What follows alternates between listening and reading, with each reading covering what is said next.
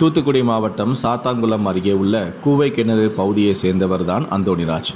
இவரும் நாசரேத் அருகே உள்ள வெள்ளரிக்காய் யூரணியை சேர்ந்த ஜான்சி ராணி கீதா என்ற பெண்ணும் சாத்தான்குளத்தில் உள்ள ஒரு கல்லூரியில் படித்தபோது காதலித்து வந்துள்ளனர். இந்நிலையில்தான் கடந்த 8 ஆண்டுகளுக்கு முன்பு காதல் திருமணமும் செய்துள்ளனர். இவர்களுக்கு தற்போது அனன்யா என்ற மகளும் ஆதித்யா என்ற மகனும் உள்ளனர். இந்நிலையில்தான் கடந்த 21ஆம் தேதி கணவன் மனைவி இருவருமே வீட்டிலிருந்து இருசக்கர வாகனத்தில் வெளியே சென்றுள்ளனர். அந்தோணிராஜ் மட்டும் வீட்டுக்கு திரும்பி வந்துள்ளார். ஜான்சி ராணி கீதா மாயமாகியுள்ளார். ஜான்சி ராணி குறித்து கேட்டதற்கு அந்தோணிராஜ் சரியாக பதில் கூறவில்லை. இதனால் சந்தேகமடைந்த ஜான்சி ராணியின் உறவினர்கள் நாசரேத் காவல் நிலையத்தில் புகாரும் அளித்தனர். அதே தினத்தில் வீட்டிற்கு வந்த கணவர் அந்தோணிராஜ் தூக்கிட்டு தற்கொலையும் செய்து கொண்டார். இது குறித்து வழக்கு பதிவு செய்த போலீசார் தொடர்ந்து விசாரணை மேற்கொண்டு வந்தனர்.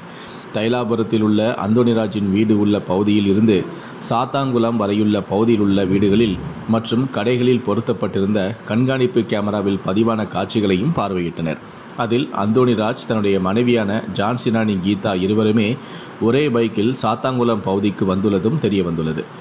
சாத்தான்குளம் பகுதியில் பொருத்தப்பட்டுள்ள கண்காணிப்பு கேமராவை ஆய்வு செய்ததில் தஞ்சை நகர் வழியாக திசையன்விளை நோக்கி சென்றதும் தெரிய வந்தது. தொடர்ந்து அந்த பகுதியில் இருந்த கண்காணிப்பு கேமரா காட்சிகளை ஆய்வு செய்தபோது அதே பகுதியில் உள்ள இடைச்சி விலையில் உள்ள தேரிக்காட்டு பகுதிக்கு சென்றதும் கண்டுபிடிக்கப்பட்டது. இதைத் தொடர்ந்து அத்தேரிக்காட்டு பகுதியில் தனிப்படை போலீசார் தேடுதல் பணியிலும் ஈடுபட்டனர். அப்போதுதான் துப்பட்டாவால் கழுத்து இறுக்கப்பட்டு அழுகிய நிலையில் இளம்பெண்ணின் சடலத்தையும் கண்டுபிடித்தனர். அந்த பெண் மாயமான ஜான்சி ராணி தான் என்பதையும் உறுதி செய்தனர்.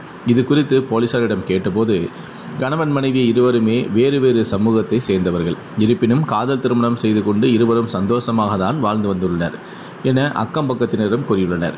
ஆனால் கடந்த 2 ஆண்டுகளாகவே இருவருக்கும் இடையே கருத்து வேறுபாடுகள் ஏற்பட்டதாக கூறப்படுகிறது. இதனால் அடிக்கடி இருவரும் சண்டையிடுவதும் உறவினர்கள் அவர்களை சமாதானம் செய்து வைப்பதுமாக இருந்துள்ளது. இந்த நிலையில்தான் கடந்த 21ஆம் தேதி வெளியே செல்லலாம் என தனது மனைவியான ஜான்சி ராணியை தனது இருசக்கர வாகனத்தில் அழைத்து கொண்டு அந்தோணிராஜ் திசையன்விளையை நோக்கி சென்றுள்ளார். அதற்கு முன்னதாக தனது குழந்தைகள் இருவரையுமே பள்ளிக்கு அனுப்பி வைத்துள்ளனர். அதன் பின்னர் திசையன்விளை அருகே உள்ள தனியார் பொறியியல் கல்லூரி அருகே தைல மரங்கள் மற்றும் கொல்லாம்பழம் மரங்கள் நிறைந்த காட்டுப்பகுதிக்கு இருசக்கர வாகனத்தில் சென்றுள்ளனர்.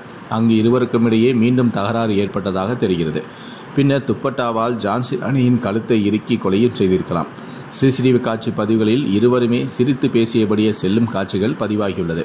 பின்னர் வீட்டுக்கு திரும்பும்போது அந்தோணிராஜ் பைக்கில் தனியாக செல்லும் காட்சிகளும் அதில் பதிவாகியுள்ளது. அதன் பின்னரே வீட்டுக்கு வந்த அந்தோணிராஜும் தற்கொலை செய்து கொண்டிருக்கிறார். இந்த வழக்கில் சிசிடிவி காட்சி பதிவுகளே உதவிகரமாக இருந்துள்ளது. இந்த சம்பவம் தொடர்பாக ஜான்சி ராணி காணாமல் போனதாக நாசரேத் காவல் நிலையத்தில் ஒரு வழக்கும், அந்தோணிராஜ் தூக்கிட்டு தற்கொலை செய்தது குறித்து விஞ்ஞானபுரம் காவல் நிலையத்தில் ஒரு வழக்கும், ஜான்சி ராணி உடல் கிடந்த பகுதியான இடைச்சி விலை தட்டார் மடம் காவல் நிலைய எல்லைக்குட்பட்ட பகுதி என்பதால் இந்த 3 காவல் நிலையத்திலும் இந்த சம்பவம் தொடர்பாக வழக்கு பதிவு செய்யப்பட்டு தற்போது விசாரணை நடத்தப்பட்டு வருகிறது.